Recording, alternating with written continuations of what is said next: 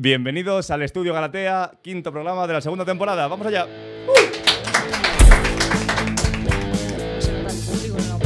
Yo, un perro verde.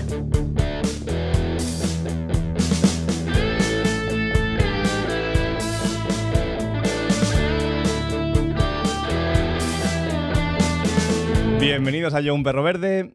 Esta semana, como queremos recalcar, vamos a hacerlo sobre el diagnóstico. ¿Por qué? Porque el 19 es el día del cáncer de mama. Para ello vamos a dedicarle la semana a la aceptación del diagnóstico y hablar sobre esto. Para siempre, como siempre, tenemos a Noelia González del equipo Psicorienta, que nos va a poner las bases teóricas, ¿o no? ¿O no? Suspense. Y a mi lado, como invitado esta semana, que como Marina vino, que estamos muy agradecidos a Marina también. Hola, Marina. Pues tenemos a Rubén Rodríguez, que es ambientólogo, y nos va a comentar un poco su historia también, como hizo Marina. Así que nada, un placer tenerte aquí. Un placer es mío, el placer es mío, perdón. Y bueno, pues gracias por invitarme. Que bueno, yo no tuve cáncer de mama, pero sí que a mí me detectaron un tumor cerebral y bueno, fue difícil porque hasta que me lo detectaron estuve mucho tiempo de médico en médico, de que me estuve mareando todo el rato, ¿no? En el sentido de que, pues, por ejemplo, uno de mis era el médico de cabecera, si no me equivoco, me dijo que era escoliasis. O sea, que como que estuve mareándome mucho hasta que al final un día, pues, en el instituto me dio un mareo. Y mis padres me dieron urgencias y ahí ya fue a partir de cuando ya me dijeron lo que tenía. Uh-huh. Y bueno, fue un momento duro porque con 18 años que tenía en ese momento nunca vas a esperar, no esperas que te va a pasar semejante cosa, ¿no? Así que bueno, pues... ¿Y fue muy largo el proceso de darte cuenta del diagnóstico? Sí, o sea, estuve unos meses ya con síntomas. Yo en un primer momento, mi familia y yo pensamos que eran vértigos, porque tenía todos los síntomas. No oía bien, me mareaba. Y bueno, y eso fue poco a poco yendo a más. Y bueno, como he dicho, ¿no? Hasta que un día fui al instituto y bueno, iba como... O sea, me dejó mi padre y cuando salí, mi padre se quedó preocupado porque era como que llevaba la mochila y la mochila era... O sea, ¿cómo explico? Iba como... andaba para atrás, como si la mochila llevara 5 kilos de piedras, ¿no? Uh-huh. Entonces ya me vieron mis profesores y me dijeron, tú no estás bien, o sea, ¿qué te pasa? Entonces, vamos a llamar a tus padres. Mis padres fueron fuimos a urgencias y tuve la suerte, ¿no? Lo que he dicho antes, que me marearon mucho porque no me contaron lo que era y tal. Pues tuve la suerte de que en urgencias me vio una doctora y me dijo, tú no te vas de aquí hasta que no sepamos lo que tienes. Entonces ya me hicieron una resonancia y ya fue cuando me enviaron la noticia y bueno, pues a partir de ahí ya llegó el proceso. Yo, voy a puntualizar más todavía lo que hemos dicho al principio, que esto lo hacemos al diagnóstico porque aprovechando el Día del Cáncer de Mama no vamos a hablar de esto, no somos un programa de medicina ni nada de ciencia. Queríamos hacerlo de aceptación porque realmente no nos enseña nadie a tener esta aceptación a este diagnóstico, a esta enfermedad. Entonces, es importante que alguien nos cuente como tú y te agradezco mucho que hayas venido de verdad. Porque muchas veces, como no nos enseñan esto, pensamos mil cosas, pero luego cuando pasa cómo nos sentimos, no sabemos cómo expresarnos, no sabemos cómo sentirnos y es muy complicado. Entonces, no sé cómo tú te llevaste cuando te lo dijeron, cómo te sentiste y demás. Pues me acuerdo la fecha, fue el 18 de octubre de 2016, o sea, se me queda grabada para siempre. Y me acuerdo que sí, me hicieron la resonancia, nos llamaron a mis padres y a mí.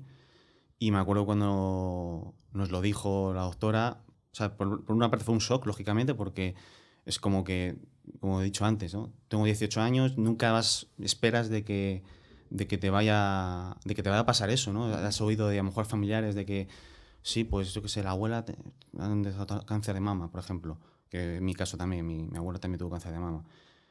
Pero no esperas con esa edad, tan joven, que te vaya a pasar, ¿no? Y entonces fue un shock. Me acuerdo mi madre, la pobre, empezó a llorar, la pobre, porque claro, es normal, ¿no? Pero por una parte sentí, ya cuando pasaron, sobre todo las horas, un poco de alivio. Porque como llevaba mucho tiempo con ese problema y que no sabía lo que tenía, es como, joder, ya lo tengo, ya sé lo que tengo, ahora a por todas, a focus, a por ello y ya tirar para adelante y a ganar la batalla. Mira, justo voy a apuntar la palabra alivio, porque yo pasé hasta los 22 y tal, yo era súper hipocondríaco, pero de angustiarme muchísimo, ¿no? Y yo ir al médico, por ejemplo, me aliviaba para que me dijesen lo que fuese. Entonces casi que prefería eso y bueno. Pues sí, es que es eso, es que cuando llevas mucho tiempo en un problema y tienes la incertidumbre de qué es, y claro, como os he dicho, ¿no? Pensaba que era que si vértigo, no sé qué, pero ibas al médico, me acuerdo que fuimos al otorrino y me hicieron un montón de pruebas y decía, es que estás bien, es que no tienes nada. Luego, claro, luego sientes también rabia porque, como te he dicho, el hombre este que me dijo que tenía escoliasis, es como hizo así, se lo las manos y ya está. Pero ya cuando al final ya por fin te dicen, pues mira, tienes esto, es una putada, porque es una putada, joder, es cáncer y es una putada, pero es como, joder, ya por fin no voy a estar dando vuelta, ya tengo esto y a enfocarse a ello. Es un objetivo contra el que luchar, ¿no? Efectivamente. Joder, la verdad es que es muy importante porque, claro, tener incertidumbre al final te lo comes tú solo, ¿no? O sea, que no sabes qué sentir, no sabes qué pensar, no sabes nada. Es verdad que mis padres sabían cómo estaba, me veían sufrir, porque me acuerdo que en ese momento yo empecé el instituto, empecé segundo de bachillerato y me acuerdo que empecé fatal, porque es que me acuerdo que las clases me ponía en la primera fila y como no oía, no me enteraba de nada. Y luego también a la hora de estudiar no podía, o sea, no estudiaba bien, o sea, intentaba memorizar las cosas y no se me quedaba. Principalmente por eso, porque hay un pedazo de tumor en el cerebro que al final eso pues te limita mucho tu capacidad de todo, ¿no? De atención, de todo. Supongo que los siguientes días, o no, que no sé, cuéntamelo tú, de cuando te lo dicen, realmente también te debes sentir de la misma manera, ¿no? Como muy en shock, muy aislado de tu cuerpo. No sé si también tienes esta misma sensación de verte desde fuera, como que el problema está tan grande que te supera. Estoy hablando por hablar, ¿eh? No sé si es tu caso o no. Bueno, a ver, creo que yo tuve la suerte de que creo que lo llevé bien. Sí. Lo llevé bien, o sea, en el sentido de que lógicamente tienes bajones, como es lógico, pero verá que también la gente que tuve alrededor me ayudó muchísimo. Mis padres estaban siempre ahí, mis amigos que me iban a ver todas las semanas al hospital cuando estaba ingresado. Y eso al final te ayuda mucho. Pero sí, hombre, lógicamente al final te dan bajones porque es como, joder, es lo que te está luchando contra algo que es complicado, pero bueno, al final es muy importante siempre el apoyo exterior. Mucho. Es que yo no sé esto cómo se lleva en educación, ¿no? ¿Cómo te enseñan esto? Es que esto no te... Es que es imposible, ¿no? Esto es imposible que te enseñe pero merece nadie la pena. No, es que, a aceptar algo que viene de repente. O sea, lo que quería decir es que a colación de lo que ha dicho Rubén, se ve muy claro las dos primeras fases cuando te dan un diagnóstico, ¿no? La primera es la ansiedad, o sea, que es ese vaivén de médicos. Me pasa algo, nadie me dice qué es lo que me está pasando. Entonces, claro, tienes ahí pues ese puntito de ansiedad de, no sé, esto es todo incertidumbre y nadie me la está resolviendo, pero yo me encuentro mal. ¿Qué pasa? Que cuando te dan el diagnóstico es el shock, pero también es el proceso de las siguientes fases, que son las de cuando empieza el tratamiento, pero el shock al final es la parte de... Al final no te lo esperas. O sea, aunque tú sepas que tienes algo, nunca esperas que sea lo que te dicen, porque... Sí. Y no sé, me ha gustado mucho escucharte porque es que lo has reflejado tal cual y creo que cualquier persona, me incluyo, porque bueno, vosotros sabéis que a mí hace poco me han detectado una enfermedad autoinmune y tal. El otro día yo decía, bueno, o sea, me han dicho que es, pero aún así es una putada. Yeah. Porque dices, claro, ya ahora ya sé lo que es, pero ¿y ahora cómo gestiono el resto de cosas? Y te pones en lo peor y empiezas a moverte en un abanico de posibilidades que al final la cabeza es un torbellino. Y claro, cuando te lo dicen, te quedas en shock y luego es como, uff, ¿ahora qué? ¿No? Y ahora es cuando tienes que dar los siguientes pasos. Hombre, cuando te lo dicen también es alivio, también, pero también lógicamente incertidumbre, porque es como, por ese siguiente paso, ¿no? Sí, exacto, miedo de... sobre todo por el proceso, ¿no? Porque en mi caso, por ejemplo, tienen que darte quimioterapia, radioterapia también en mi caso, las dos cosas me dieron. Y al final, pues, te comentan, ¿no? De lo que... De hecho, me acuerdo también una de... Claro, yo tuve dos doctoras, una aquí en Getafe y otra en Puerto de Alegre, que es donde me dieron la radioterapia. Y me acuerdo que nos lo pintó muy negro, o sea, en el sentido que se empezaba a decir, pues sí, puede haber efectos secundarios, te puede salir en el futuro otro tumor, no sé qué. Y me acuerdo que mis padres y yo nos quedamos petrificados diciendo, hostia, no me jodas. Pero bueno, luego es verdad que la doctora fue impecable, pero bueno, que al final sí es verdad que te queda así, o sea, sí. ¿Y cuando empezaste el tratamiento, qué sentías, cómo te encontrabas? Es un tratamiento también súper Sí, duro. a ver, la verdad que de los efectos secundarios, porque al final, supongo que lo sabréis todos, que los efectos secundarios, la quimio y la radio tienen muchos efectos secundarios. Y bueno, la quimio sí que la llevé más o menos bien. Lógicamente acababa destrozado, parece que me habían pegado una paliza todos los días, pero más o menos bien. Pero, por ejemplo, es verdad que otros efectos secundarios que la mayoría de la gente tiene, no tuve. Por ejemplo, no tenía vómitos ni nada, eso tuve la suerte. Y luego la radioterapia, pues imagínate, me han dado quimioterapia, estuve en torno a unas semanas descansando y me dieron otra vez radio y fue peor porque, claro, mi cuerpo tenía mucha tralla, entonces al final acabé pues eso, destrozado, pero bueno, al final poco a poco sí se superó. Yo, bueno, de verdad que te agradezco mucho que te hablas tanto, o sea, que yo creo que es importante además, y hay gente que pasa por esto, como verse reflejado también en los procesos, debe ser muy, muy importante.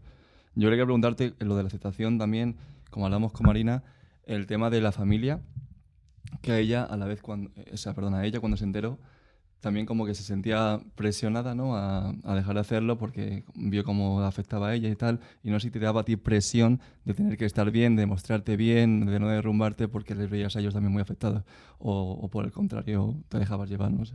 Bueno, lógicamente intentas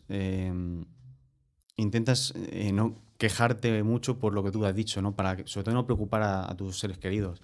De hecho, cuando yo estaba ingresado, la jefa de planta, que se portaba con nosotros genial, claro, como yo nunca me quejaba, me decía, Rubén, tienes que quejarte, joder, tienes que quejarte, no... Si te duele algo, dilo, no sé qué. Pero yo no lo hacía por eso, precisamente para no preocupar a la gente, pues tampoco, o sea, si me dolía algo, pues digo, bueno, me duele, pero tampoco voy a morir por ello, ¿no? Entonces, sí, o sea, es verdad que al final también lo haces un poco para eso, para no preocupar tanto a los que te están entendiendo, ¿no? A tus familiares y tal. Pero bueno, al final es verdad que tiene razón un poco María José, que se llama la mujer. A lo mejor sí es verdad que hay que quejarse un poco más para eso, ¿no? Pues bueno, que no pasa nada. Totalmente. Y lo peor es que como ya hay tanta falta de recursos y tal, casi quejarse es como obligatorio para que alguien te haga caso, ¿no? Sí. ¿Te puedo hacer una pregunta? Sí. ¿Tú fuiste consciente en algún momento de pasar por la fase esa de negación que tanto dicen cuando te dan un diagnóstico? En plan, esto no me puede estar pasando a mí. Esto no... Sí, o sea, en el momento que te lo dicen, es que sí, o sea, yo creo que cuando pasan ya unas horas, a mí es cuando cuando pasan ya unas horas ya es cuando eres consciente, ¿no? De que, pues, lo que hay. Y sí, o sea, es como, me acuerdo que el mismo día que me lo dijeron, me hicieron una biopsia a las pocas horas pues eso, sobre todo para analizar lo que tenía y cómo atacarlo. Y yo creo que sí, fue un poco a partir ya a lo mejor cuando me hicieron la operación, cuando ya dije, ya cuando estaba en la cama de mi habitación, dije, vale, pues estamos donde estamos, Rubén. Así que ahora lo único que queda es eso, focus, centrarse y nada, y intentar sacarlo adelante porque, vamos, yo siempre he sido muy positivo, siempre era muy positivo, o sea, Lo que como digo, siempre he tenido algunos bajones, pero al final siempre he sido positivo en ese sentido, creo. Yo creo que eso es súper importante Sí, sí. en todo el proceso, ¿no? Sentir que tienes que dejar toda la carne en el asador para... Sí, pero el problema es que es muy fácil decirlo, ¿no? Y Sí, luego claro. verte en el sitio, Por supuesto, ¿no? claro. O sea, es muy fácil decirlo, sí, hay que Claro. ser positivo, pero claro, al final el que lo sufre eres tú y el dolor que sientes eres tú y al final, pues, lógicamente va a haber situaciones en las que pues vas a estar más negativo que Ya, no. ya. Ujú. Aparte de tu familia y tal, que el entorno, los amigos, clase y tal, que has dicho antes, algo por encima. Sí, bueno, mis amigos de toda la vida, que los conozco desde que tenemos 4 años, estuvieron siempre ahí, o sea, todas las semanas me iban a ver, todas las semanas, y hombre, los estoy muy agradecido siempre, ¿no? Muy agradecidos. Y también mis amigos que estaban en el instituto, que también iban a verme de vez en cuando, y al final, creas que no, que vayan a visitarte, sobre todo gente aparte, o sea, no solo que sean familiares, lógicamente, porque no tengo la misma relación con mis amigos con mi familia, lógicamente. Entonces, que vengan ellos y pues sobre todo te saquen un poco de donde estás metido en ese momento, ¿no? Porque, claro, tú estás ahí mi vida era esa, estar en el hospital, en la habitación y estar las 24 horas ahí. Y al final eso, que vengan aquí, pues te oxigenan la cabeza totalmente, ¿no? Entonces, pues fueron muy importantes en el proceso, por supuesto. ¿Y cuánto tiempo estuviste hospitalizado y dentro del proceso? En el hospital me ingresaron el 18 de octubre, yo creo que, no sé si llegó al mes, y luego ya me llevaron para casa, afortunadamente no tardé mucho, y ya fue pues ir al hospital a dar quimio, y ya pues día sí, día también, algún día descansaba, y bueno, la quimioterapia me la empezaron a dar en noviembre, a principios de noviembre, hasta el 2 de enero. Hasta el 2 de enero, o sea, me dieron bastante. Y luego ya estuve todo enero ya descansando. Y de febrero el 2 de febrero también empecé, hasta mediados de marzo me dieron la radioterapia. La radio. Y bueno, como digo, en el hospital estuve poco, pero luego el proceso sí que fue largo. No sé si se siente en ese proceso, porque es súper largo. Si como que te quedas, te lo que he dicho antes del centro, si te ayudan, si te facilitan seguir la clase o si directamente tú te apartas y a otro año, o sea, no sé cómo lo llevaste eso. Yo el bachiller lo tuve que dejar, porque encima estaba en segundo bachillerato. Ya. Entonces era imposible y lo tuve que dejar. Y bueno, por ejemplo, en el hospital y tal, o sea, los doctores y eso, súper majos. O sea, siempre... Además, yo creo que también, al ser yo un chaval joven que está en esa situación, como que ellos me trataban... O sea, me trataban a todo el mundo bien, ¿no? ¿Me entiendes? Pero como que se empatizaban más conmigo, ¿no? En ese sentido, ¿no? Y sí que es verdad que... Pues eso, eran bueno, me trataban siempre muy bien. Y por ejemplo, en el instituto, lógicamente yo les dije que, mira, no puedo porque es lo que tengo y tal. Y en el instituto también, en mi instituto, pues también me ayudaron, se preocupaban mucho por mí. O sea, siempre tuve apoyo en todos lados. Y eso, como digo, es muy, muy importante, muy importante. ¿Qué tal la vuelta? La vuelta me costó. Sí, ¿no? me costó. Pero se sacó. Sí, ¿no? Remontando mucho, pero se sacó. Bueno. Y bueno, ahí estamos. ¿Qué tal? Esto es que lo hablamos mucho, también lo hablamos con Marina, no te dejo de mirar hoy. Hola, Marina. Lo hablamos con ella, que siempre como estaba muy atentos, ¿no? De si te pasa algún familiar tuyo, o te pasa a ti mismo, y siempre lo enfocamos desde ahí. Pero muchas veces, cuando te viene alguien externo, te enteras de esto, qué no hay que decir o qué hay que hacer, qué hay que decir. O sea, hay gente que se ha salido del tiesto contigo, gente que se ha pasado por algún comentario que él creía que era gracioso y no lo era para nada. O sea, no sé si has vivido momentos así. Bueno, no especialmente. O sea, así... Bueno, ahora me estoy acordando de uno. Pero bueno, yo como a mí me da igual. O sea, lo que me digan me da igual. Por ejemplo, me acuerdo que fui con una amiga mía a mi antiguo instituto. Y me acuerdo que un profesor que hace mucho tiempo que no le veía, me vio así, claro, estaba sin pelo, tal, me dijo, te ha pasado? Tal, y me dice, nada, le conté lo que me había pasado y me dice, bueno, es que bicho malo nunca muere. Me dijo. Pero qué cojones, tío. Esa es una de las cosas que nunca se debe de decir. Lo sé, lo sé. De hecho, había un profesor al lado suya Joder. y se quedó una cara diciendo, ¿este tío qué dice? Pero bueno, a mí personalmente, o sea, me reí. O sea, me digo, bueno, es que me la da igual lo que me diga. Pero aprovechando la intervención de Claudia, o sea, ¿qué tal la gestión de ese momento? Porque claro, te dice algo así una persona, y encima un profesor, y dices, señor, ¿qué te estás pasa? diciendo? Sí, sí. Sin Es más, que, ¿no? sí, sin más, es que lo que te digo, porque una persona que no me Ya. importaba mucho. Entonces dije, bueno, pues vale, me reí comiendo, pues, sí, con tu vida, me da igual lo que me digas. o sea. Y así comentarios tontos que a lo mejor, lo que hemos dicho antes, como frases hechas que se dicen y no deberíamos decir, o sea, no te ha pasado nada así. No, o sea, Que hay gente que, esto nos pasa mucho en el programa, y sobre todo yo, que muchas veces hablo aquí y no preparo nada para que sea como más espontáneo, pero luego voy intentando no pisar y entonces a veces no quieres molestar a la persona y sin querer dices algo que no deberías porque se entiende bien socialmente, pero no debería ser así. Entonces no sé si tú no caes en alguna, ¿no? no, yo creo que no. O sea, personalmente, o sea, la gente lógicamente cuando se lo dices intenta, pues eso, ¿no? Las frases típicas, ¿no? De, bueno, esto se va a pasar, no sé qué tal, pero vamos. No, o sea, no.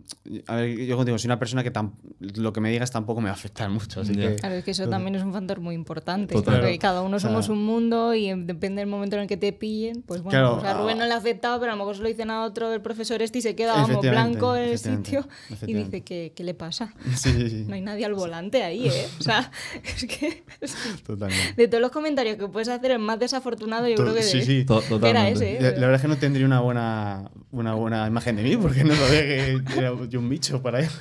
O sea, bueno. Y lo malo de esta gente luego que siempre decimos, por favor, empatía, saber respetar, no te metas, Yo no creo que no juzgues. llegan a esa parte del vídeo, de verdad, ¿eh? Porque lo repetimos mucho.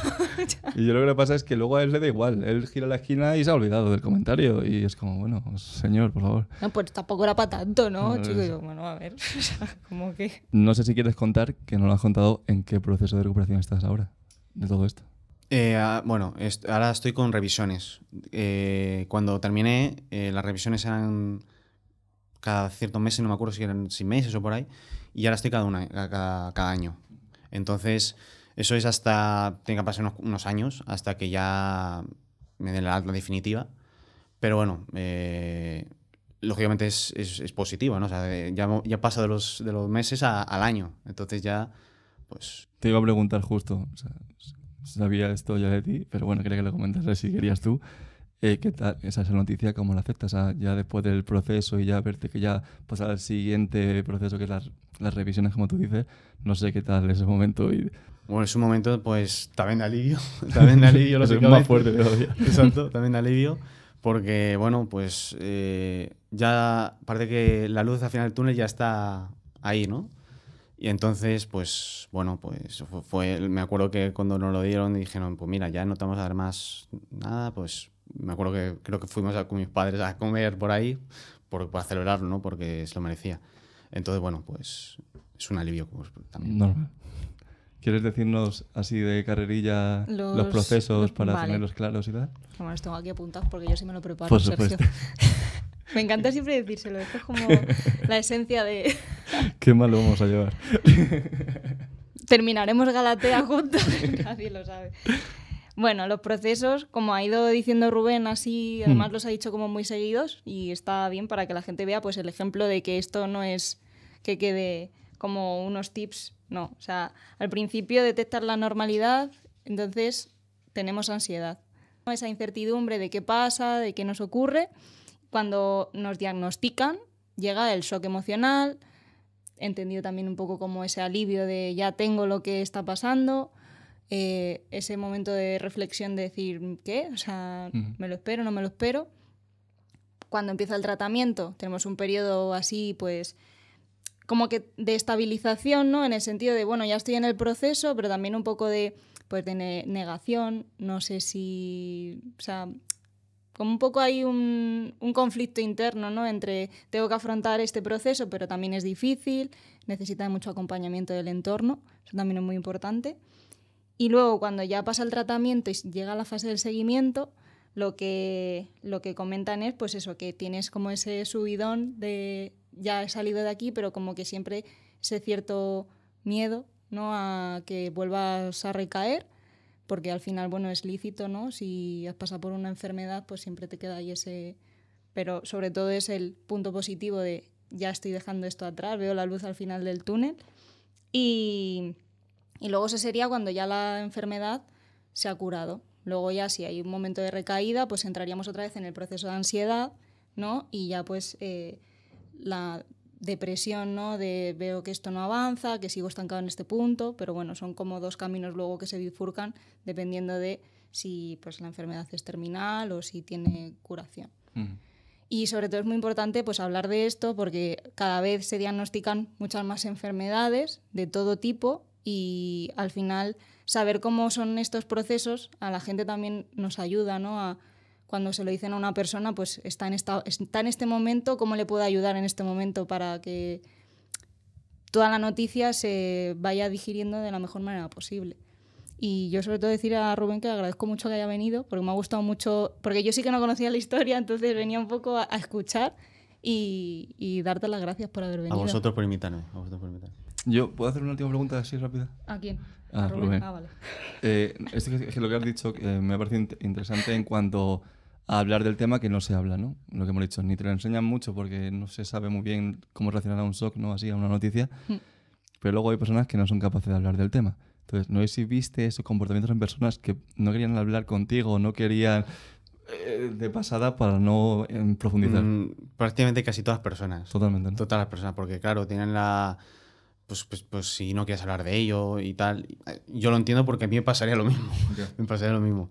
Pero bueno, es lo más natural. O sea, no pasa nada. O sea, entiendo a la gente que a lo mejor no quiere hablar de ello porque lógicamente es una fase complicada de la vida, pero bueno, yo creo que es ¿A ti te viene bien? ¿Te viene bien? Sí. O sea, a mí no me... O sea, me viene bien, sí, me gusta hablar de ello en el sentido de que, bueno, no tengo ningún problema y, porque digo, creo que es lo más natural de hablar de ello. Bueno, pues me alegro porque así no vienes forzado a hablar de esto. No.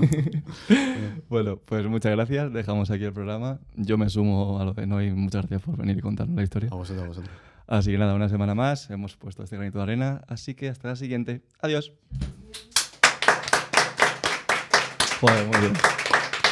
Espectacular. Muy